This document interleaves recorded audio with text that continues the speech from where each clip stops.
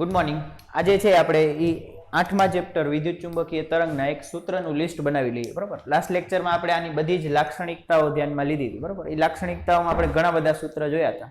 આજે એ સૂત્રનું એક proper list બનાવી લઈએ અને પછી એની ઉપર ન્યુમેરિકલ અથવા દાખલા સોલ્વ કરવાનું સ્ટાર્ટ કરીએ. તો તમે જુઓ કે તમારે સૂત્ર આ જ રીતે યાદ રાખવાના છે કે વિદ્યુત ચુંબકીય તરંગની પ્રસરણની દિશા હોય ને એ E ક્રોસ B ની દિશામાં હોય. કોની દિશામાં હોય? E ક્રોસ B ની દિશામાં. બરાબર, એટલે આનો આપણે ઉદાહરણ લેવું હોય તો તમારે કદાચ એવું આપેલું હોય કે પ્રસરણની દિશા અથવા વિદ્યુત ક્ષેત્ર છે એ I કેરેટની દિશામાં છે અને ચુંબકીય ક્ષેત્ર છે એ K કેરેટની દિશામાં છે. તો પ્રસરણની દિશા ગોતો તો આપણને ખ્યાલ હોય કે I cross J cross K થાય, J K I થાય અને K I J થાય. બરોબર, આ તમારે આ ત્રણ વસ્તુ યાદ રાખી લેવાની. તમારે અહીં શું કરવાનું છે? E ક્રોસ B ની દિશા કઈ થશે? E ક્રોસ B ની દિશા I ક્રોસ K થશે. તો K ક્રોસ I એટલે J થાય છે, તો I ક્રોસ K એટલે માઇનસ J થવું જોઈએ. બરોબર, તો આ પ્રસરણની દિશા મળી ગઈ. આ રીતે તમારે MCQ સોલ્વ કરવાના થશે. બરોબર, બીજું E બાય B, E અને B નો ગુણોત્તર C જેટલો થાય. બરોબર, જ્યાં C બરાબર 3 × 10⁸ મીટર પ્રતિ સેકન્ડ. ત્રીજું, વિદ્યુત આપણે લખીએ કે X દિશામાં પ્રસરણ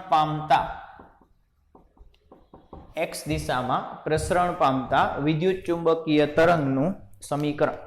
તો આપણે જે ટેક્સ્ટબુકમાં લખ્યું છે એ Z દિશાનું લખ્યું છે. તમારે X દિશાનું જોવું હોય તો X દિશામાં પ્રસરણ પામતા વિદ્યુત ચુંબકીય તરંગનું સમીકરણ. તો પ્રસરણ કઈ દિશામાં થાય છે? X દિશામાં થાય છે. એટલે E ક્રોસ B ની દિશા X આવી જોઈએ. એટલે ક્રોસ ગુણાકાર થઈને આન્સર શું આવવો જોઈએ? X એટલે I આવવો જોઈએ. એટલે કંઈક આ રીતે આનો ઉપયોગ કરશું. એટલે આ J ની દિશા છે એ આપણે E ની દિશા લઈ લઈએ, K ની દિશા એ B ની દિશા લઈ લઈએ, તો આન્સર આવશે I એટલે X દિશા. બરોબર, તો વિદ્યુત ક્ષેત્ર કઈ દિશામાં લઈ લો? EY is equal two E0. સૂત્ર તમારે યાદ રાખવાનું છે sin ωt minus kx. kx minus ωt લખો તોય આન્સર સેમ આવશે. બરોબર, એનાથી કઈ ફરક પડતો નથી. અને એ જ રીતે BZ, બરોબર, J ક્રોસ K એટલે ચુંબકીય ક્ષેત્ર K દિશામાં હોય તો શું આવશે? B0 sin ωt minus kx. આ X શું બતાવે છે? કે પ્રસરણ X દિશામાં થાય છે. કદાચ તમારે Z દિશામાં જોવું, Z દિશામાં પ્રસરણ, તો સેમ વસ્તુ તમે લખી શકો કે Z દિશા છે તો E ક્રોસ B નો આન્સર Z આવવો જોઈએ, એટલે K કેરેટ આવવું જોઈએ.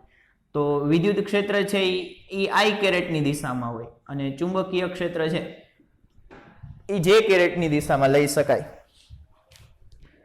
એટલે કે E ને કઈ દિશામાં લેશું? I કેરેટ એટલે X.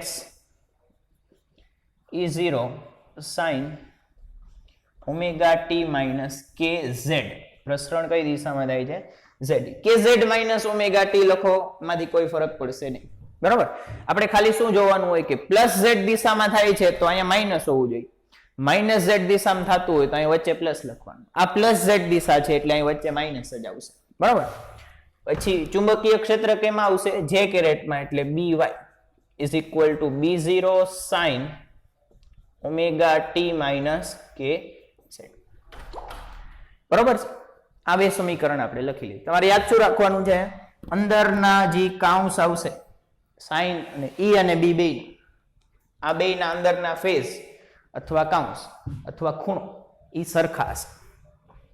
બરોબર, જ્યાં omega is equal two 2πf, f એટલે આવૃત્તિ, ઓમેગા એટલે કોણીય આવૃત્તિ અને k બરાબર 2π/λ.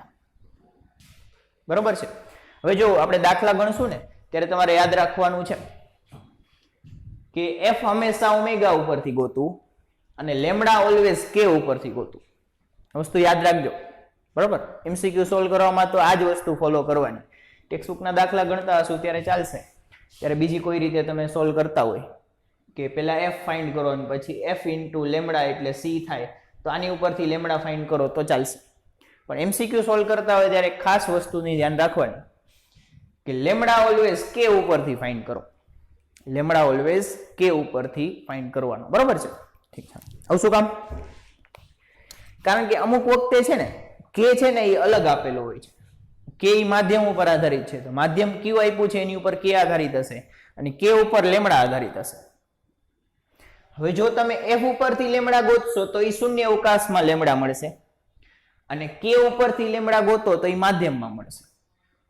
મોસ્ટ ઓફ ધ ટાઈમ બેમાં સરખો જ આન્સર આવશે, પણ ક્યારેક એક એવો MCQ કદાચ તમારા સામે આવી ગયો કે જેમાં અહીંયાથી લેમડા ગોતો અને અહીંથી લેમડા ગોતો અલગ આન્સર આવી શકે. કારણ કે k હોય એ માધ્યમનો આપેલો હોય અને f છે એ શૂન્ય અવકાશનું હોય, એટલે કે અલગ આન્સર ક્યારેક બની શકે. એટલે ટેવ એવી જ રાખવાની કે લેમડા ઉપરથી લેમડા છે એ k ઉપરથી જ ફાઇન્ડ કરવો, બરોબર છે. પછી ફોર્થ ફોર્મ્યુલા ની પછી શું કર્યું હતું આપણે?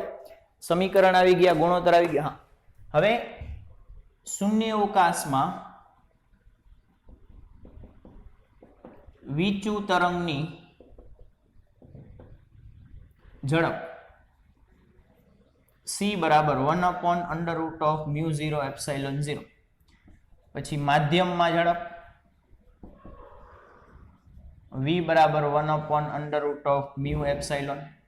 તો આ બે ઉપરથી આપણે c વક્રી ભવનાંક ફાઇન્ડ કર્યો હતો. વક્રી ભવનાંક eta is equal to c by v is equal to √μ epsilon μ r epsilon r, બરોબર. એપ્સિલોન r ને આપણે k પણ લખી શકીએ, એટલે અહીં નીચે જ લખું છું √μ r into k, જ્યાં μ r is equal to μ upon μ0 અને epsilon r is equal to epsilon upon epsilon 0, કે જેને જ આપણે k કહેશું, ડાઇલેક્ટ્રિક અચળાંક k, બરોબર છે. પછી ફિફ્થ ફોર્મ્યુલા, પછીનો ફોર્મ્યુલા હતો કોનો હતો? બળનો હતો, બરાબર. પછી કોનો ફોર્મ્યુલા આવતું હતું કે જ્યારે વિદ્યુત ચુંબકીય તરંગ છે એ સપાટી ઉપર આપાત થાય ત્યારે કંઈક દબાણ ઉત્પન્ન કરે છે. દબાણ શું કામ ઉત્પન્ન કરે છે? કારણ કે એ સપાટીને થોડુંક વેગમાન આપે છે. સપાટી ઉપર ભટકાવ ને તો એ થોડુંક વેગમાન આપો, તો આપણે લખીએ કે વિદ્યુત ચુંબકીય તરંગ વડે સપાટીને મળતું વેગમાન delta P is equal to you upon C. Delta P is equal to you upon C, અથવા વેગમાન ડેલ્ટા પી, બરોબર, સપાટીને મળતું વેગમાન એને આપણે ડેલ્ટા પી વડે દર્શાવીએ છીએ 2u/c. આ ક્યારે? કે પરાવર્તન માટે, સંપૂર્ણ પરાવર્તન માટે આ યુઝ કરવાનું અને શોષણ માટે આને યુઝ કરવાનું, બરોબર છે. હવે આપણને વેગમાન ફાઇન્ડ કરવાનું નહીં પૂછે, આપણને બળ ફાઇન્ડ કરવાનું પૂછશે. તો બળ બરાબર 1 સેકન્ડમાં મળતું વેગમાન,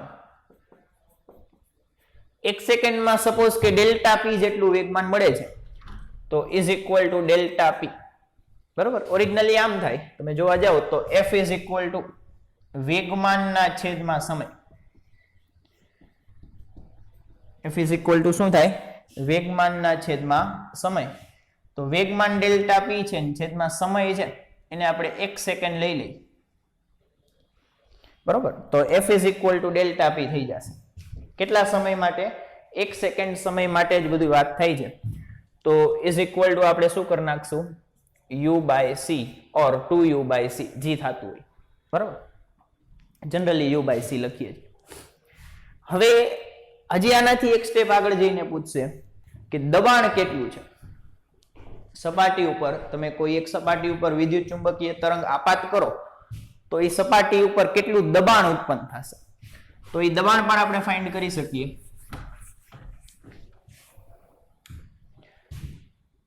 છઠ્ઠું, સપાટી પર વિકિરણ દબાણ. વિકિરણ દબાણ એને P વડે દર્શાવે. કન્ફ્યુઝ ન કરતા, ડેલ્ટા P એટલે વેગમાં, મળતું વેગમાં, P એટલે દબાણ, બરાબર. ક્યારેક PS પણ લખાય, પણ આપણે ખાલી P લખીએ. દબાણ એટલે શું થાય? બળના છેદમાં ક્ષેત્રફળ. બળ કેટલું છે? ડેલ્ટા P જેટલું અપોન ક્ષેત્રફળ. એટલે તો યાદ રાખવાનું, P બરાબર બળના છેદમાં ક્ષેત્રફળ. બળ કેટલું થશે? 1 સેકન્ડમાં ડેલ્ટા P જેટલું. એકમ બધા ઓલા જ રહેશે, બરોબર. ન્યૂટન પ્રતિ મીટર સ્ક્વેર, જે દબાણનો એકમ હોય એનો જ રહેશે. પછી 7મું, ઉર્જા ઘનતા. શું? ઉર્જા ઘનતા. રો બરાબર રો ઈ પ્લસ રો બી. વિદ્યુત ક્ષેત્રને કારણે ઉર્જા ઘનતા પ્લસ ચુંબકીય ક્ષેત્રને કારણે ઉર્જા ઘનતા.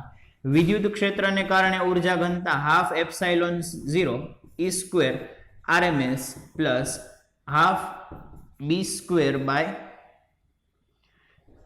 RMS upon mu 0. વિદ્યુત ક્ષેત્ર અને ચુંબકીય ક્ષેત્ર બેયના RMS કિંમત લેવાની. RMS શું કામ? RMS ક્યારે લેવું જોઈએ? તમે જો, આપણે હજી ચેપ્ટર બાકી છે. જ્યારે કોઈ રાશિ છે ને એ સાઇન અથવા કોસની સાથે બદલાતી હોય. તમે જો અહીં વિદ્યુત અને ચુંબકીય ક્ષેત્ર છે એ સાઇન સાથે બદલાય છે, બરાબર. સાઇન સાથે બદલાય છે એટલે કંઈક તરંગની રીતે આ રીતે બદલાતા હોય. તો આ સમયે એનું સરેરાશ લેવું પોસિબલ નથી. સરેરાશ 0 થાય. આ પ્લસ ભાગ ને આ માઇનસ ભાગ. સરેરાશ એટલે બધાનો સરવાળો ભાગ્યા 2. તો આ બેનો સરવાળો કરશો એટલે પ્લસ માઇનસ 0 થઈ જશે. એટલે સાઇન અને કોસ થી બદલાતા વિધેય હોય એનું એક આવર્તકાળ ઉપર સરેરાશ 0 થાય, સમય સાથે બદલાતા હોય તો. એટલે અહીંયા સરેરાશ 0 થાય. એટલે સરેરાશ 0 થાય એ સમયે આપણે RMS લઈએ છીએ, રૂટ મીન સ્ક્વેર. ડિટેલમાં અત્યારે વાત નહીં કરીએ, આપણે RMS લઈએ છીએ, બરોબર. એટલે આપણે અહીંયા એ અલગ જાતનું સરેરાશ આવશે. હમણાં ડિટેલમાં સૂત્ર લખી દો, બરોબર છે. અત્યારે ખાલી ભેગા ભેગા લખતા જાઓ. તો આ થશે ઉર્જા ઘનતા. આની બરાબર હું શું લખી શકું? આપણે સાબિત કર્યું હતું, એપ્સાઇલોન 0 E સ્ક્વેર RMS લખી શકો is equal to B square RMS by mu 0. આ 2 નીકળી જાય ખાલી, બરોબર. કારણ કે આપણે આની બરાબર આ સાબિત કરી શકીએ, આની બરાબર આ સાબિત કરી શકીએ. એટલે હાફ પ્લસ હાફ ફૂલ થઈ જાય, બરોબર. હાફ પ્લસ હાફ એટલે પાછું ફૂલ થઈ જાય, બરોબર. તો આ ઉર્જા ઘનતાના સૂત્ર. 8મું, ઉર્જા ઘનતા RMS નું લખી નાખીએ ભેગું, કે જ્યાં BRMS is equal to B0 by root 2 અને ERMS બરાબર RMS is equal to E0 by root 2. તમે જો કે B નું સૂત્ર જો, E નું સૂત્ર છે E0 sin omega t. તો અહીંયા જે આગળ મહત્તમ કિંમત હોય એ આગળ લખાય. તો મહત્તમ કિંમત ભાગ્યા રૂટ 2 કરો એટલે RMS મળી જાય. ફરીથી ચુંબકીય ક્ષેત્રમાં એવું, અહીંયા આગળ હોય મહત્તમ હોય, તો મહત્તમ કિંમત ભાગ્યા રૂટ 2 કરો એટલે પાછું શું મળી જાય? RMS. RMS એટલે સરેરાશ જ ગણો અત્યારે, બરોબર. તો આ આપેલા હોય તો RMS મળી જાય, RMS આપેલા હોય તો ઉર્જા ઘનતા મળી જાય, બરોબર છે.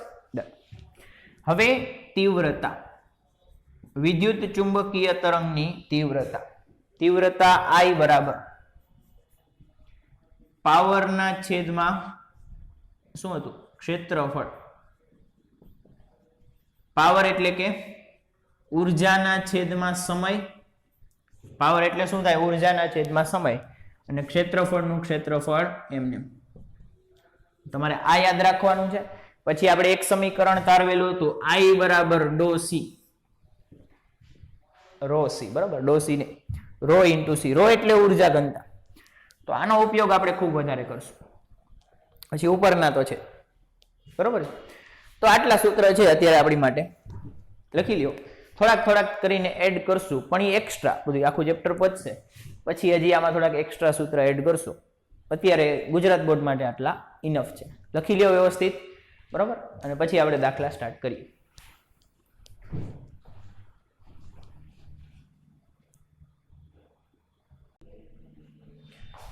ઉદાહરણ 8.2 જો શું કીધું છે કે 25 મેગાહર્ટ્ઝ આવૃત્તિ ધરાવતું એક સમતલ વિદ્યુત ચુંબકીય તરંગ, બરાબર, એટલે તમને શું આપેલું છે, એક આવૃત્તિ આપેલી છે. આપણે સીધું ભેગું ભેગું લખતા જઈએ તો આવૃત્તિ f બરાબર 25 મેગાહર્ટ્ઝ એટલે કે 25 ગુણ્યા 10⁶ હર્ટ્ઝ આવૃત્તિ આપેલી છે, બરાબર. સમતલ વિદ્યુત ચુંબકીય તરંગ. સમતલ એટલે કે તમે જુઓ કે સમતલ એટલે કે જે બદલાતું ન હોય, જેમાં કિંમત છે એ યુનિફોર્મ હોય, અચળ રહેતી હોય, બરાબર, એ પ્રકારનું વિદ્યુત ચુંબકીય તરંગ. સમતલ વિદ્યુત ચુંબકીય તરંગ આમ તો આપણે આ રીતે સમજી શકીએ કે સપોઝ કે એક સમતલ વિદ્યુત ચુંબકીય તરંગમાં વિદ્યુત ક્ષેત્ર છે એ y દિશામાં છે, તો વિદ્યુત ક્ષેત્રનો ઘટક છે એ ખાલી y દિશામાં અસ્તિત્વ ધરાવે છે, તો બાકીની બંને દિશામાં એના ઘટક 0 હશે. એને સમતલ વિદ્યુત ચુંબકીય તરંગ કહેવાય, બરાબર. ખાલી એક જ દિશામાં કિંમત હશે, બીજી બે દિશામાં કિંમત 0 હશે, તો એ પ્રકારના જે વિદ્યુત ચુંબકીય તરંગોને સમતલ વિદ્યુત ચુંબકીય તરંગ કહેવાય. આપણા કામનું નથી, આપણે ખાલી એમને વર્ડ આવે છે, બરાબર, કે જુઓ કે 25 મેગાહર્ટ્ઝ આવૃત્તિ ધરાવતું સમતલ વિદ્યુત ચુંબકીય તરંગ x દિશામાં ગતિ કરે છે, એટલે પ્રસરણની દિશા આપેલી છે, કઈ છે, x દિશા, બરાબર, અને E ની કિંમત આપેલી છે કે E બરાબર 6.3 જે કેરેટ વોલ્ટ પ્રતિ મીટર, આ કિંમત આપેલી છે. આપણે શું ફાઇન્ડ કરવાનું છે, B ફાઇન્ડ કરવાનું છે. તો B અથવા E by B is equal to C થાય. અહીંથી B ને ગોતવું હોય તો B બરાબર E બાય C થાય. તો લખો કિંમત, E ની કિંમત બધે સદિશ આપી દો તોય વાંધો નથી, બરાબર. તો E બાય C, E ની કિંમત કેટલી છે, 6.3.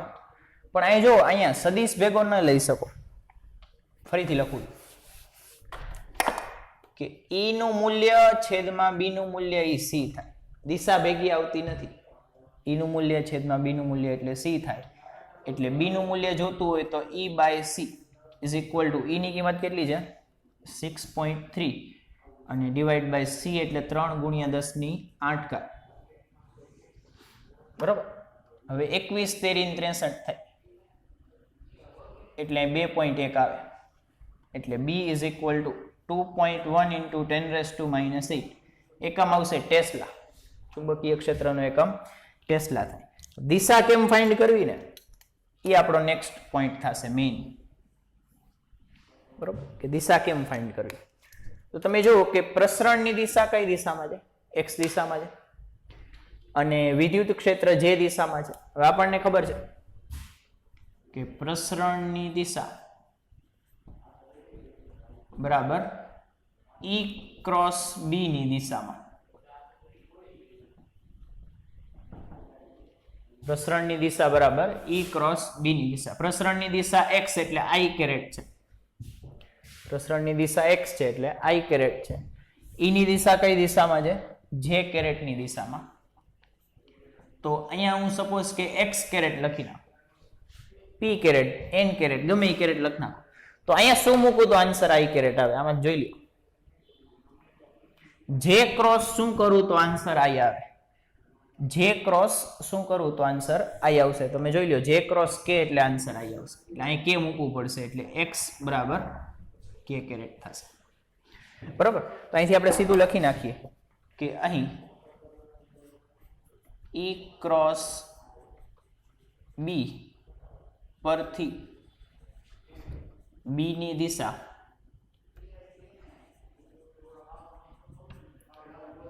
Z દિશામાં મળે, એટલે B is equal two 2.1 into 10⁻⁸ tesla, અથવા પેલા દિશા લખાય એટલે K કેરેટ, પછી એકમ લખાય ટેસ્લા. આની ઉપર બોક્સ કરી નાખી એટલે આપણો આન્સર. એની પછીનો દાખલો આપણે જોઈએ તો ઉદાહરણ 8.3 બરાબર. ઉદાહરણ 8.2 માં છે એ તમારે લખવાનું છે કે માર્ચ 2020 માં પૂછાયેલો. આપણે લખતા ભૂલી ગયા કે ઉદાહરણ 8.2 માર્ચ 20 માં 2 માર્ક્સમાં પૂછાયેલો. બરાબર, લખી લેજો. એટલે આઈએમપી દાખલો. 8.3 પણ એટલો જ આઈએમપી છે, પૂછાવાના ચાન્સ વધારે છે. જો ક્વેશ્ચન શું કહે છે કે એક સમતલ વિદ્યુત ચુંબકીય તરંગ માટે તમને ચુંબકીય ક્ષેત્રનું સમીકરણ આપેલું છે કે ચુંબકીય ક્ષેત્ર BY ઇઝ ઇક્વલ ટુ 2 ગુણ્યા 10⁻7 sine 0.5 into 10⁻3 x plus 1.5 10⁻11 t tesla આ છેલ્લે એકમ આપેલો છે. તો આને આપણે ચુંબકીય ક્ષેત્રના સમીકરણ ભેગું સરખાવીએ. બરાબર, અને આપણે કોની ભેગું સરખાવીએ? ચુંબકીય ક્ષેત્રના સમીકરણ. તો સીધો આન્સર જ સ્ટાર્ટ કરીએ કે અહીં આપેલ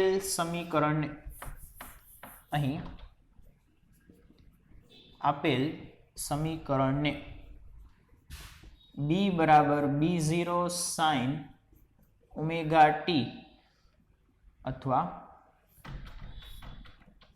ઓમેગા ટી માઇનસ kx સાથે સરખાવતા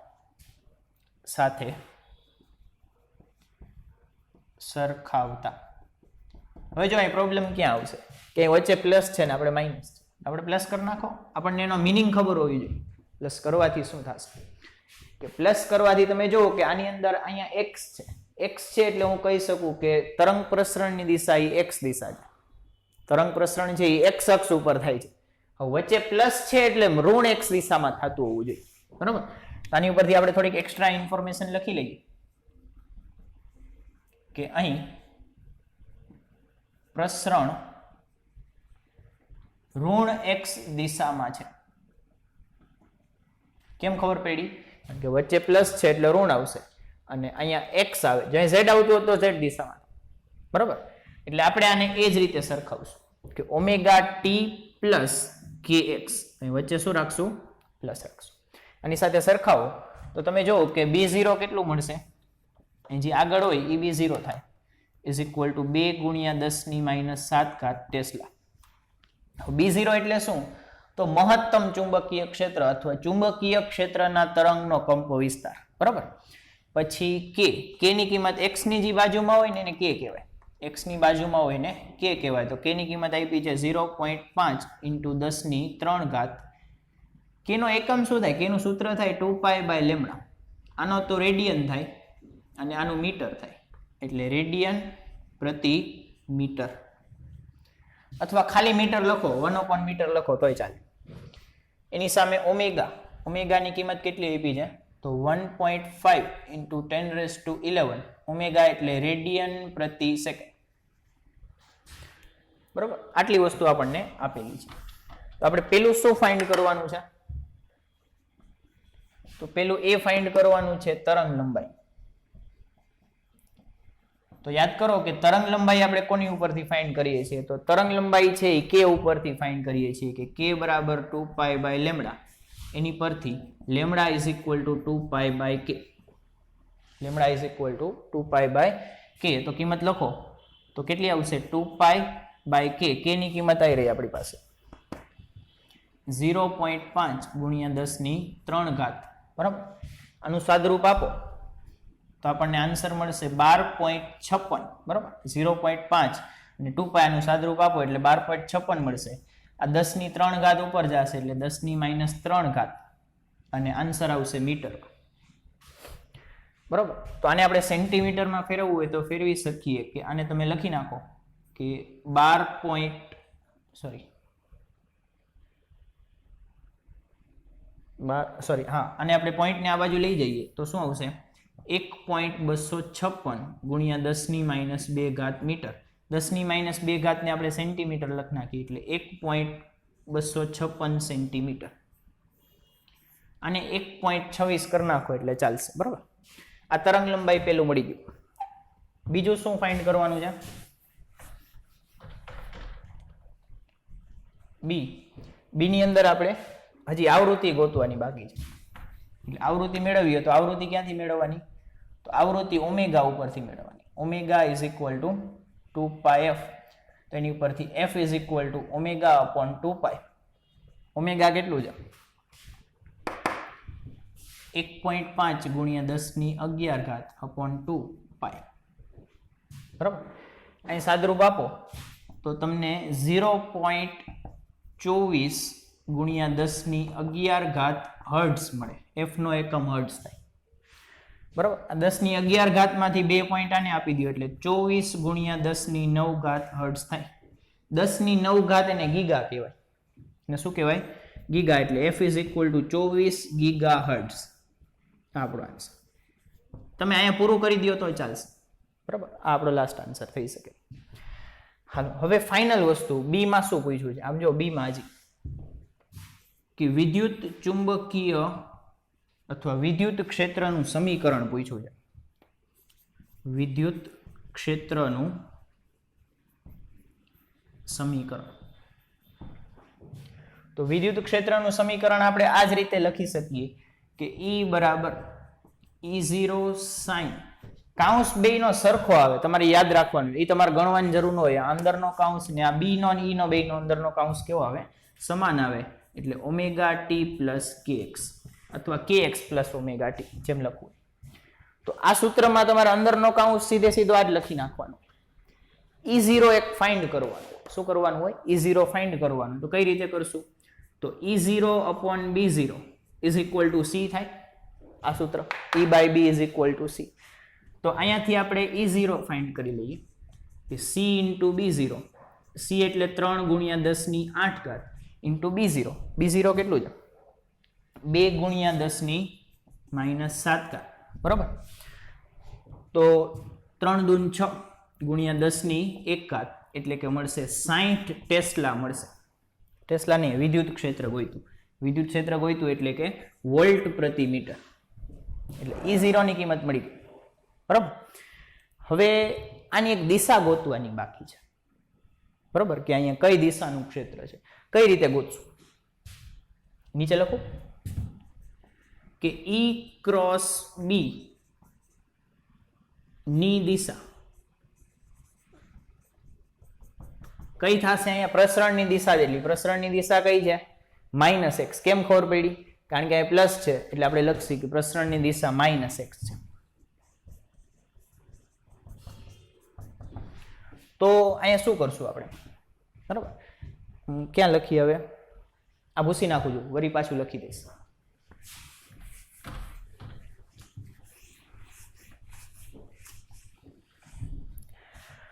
તો તમે જુઓ કે E ક્રોસ B ની દિશા એટલે કે E ક્રોસ B ની દિશા તમને આપી છે -i. કઈ દિશામાં આપી છે? -i. પછી B ની દિશા તમને આપી છે j. y દિશામાં આપ્યું છે. એટલે કે E ક્રોસ B ની દિશા આપી છે j બરાબર -i આવું જોઈએ. તો આ E cross j is equal two -i લઈ આવવું છે. તો E ની જગ્યાએ શું હોવું જોઈએ? આમાંથી જોઈને કયો કે j ગુણ્યા શું કરું તો -i આવે. તો આની ઉપરથી કયો આપણે -i લઈ આવવું છે. તો આન્સર k ક્રોસ આવશે. જો j cross k is equal two i થાય. ઉલટાવી નાખો એટલે k cross j is equal two -i થાય. તો હવે કયો નહીં, E ની જગ્યાએ શું આવશે? તો E ની જગ્યાએ આવશે k. બરાબર, E ની જગ્યાએ શું આવશે? k. તે જ આપણે લખીએ કે આની પરથી અહીં વિદ્યુત ક્ષેત્ર k ની દિશામાં હોય એટલે ફાઇનલ E નું સૂત્ર Ez લખવાનું અહીંયા. બરોબર, અહીંયા આપણે શું લખશું? Ez is equal two E0 sin અંદરની કિંમત આખે આખું ફાઇનલ કિંમત જ લખી નાખીએ કે Ez is equal two E0 કેટલું મળ્યું? તો 60 ઇન્ટુ સાઇન ઓમેગા ટી, અથવા આખે આખો આ કાઉન્સ જ અહીંયા લખી નાખો તો 0.5 into 10⁻³ x plus 1.5 into 10⁻11 T વિદ્યુત ક્ષેત્રનો એકમ વોલ્ટ પ્રતિ મીટર.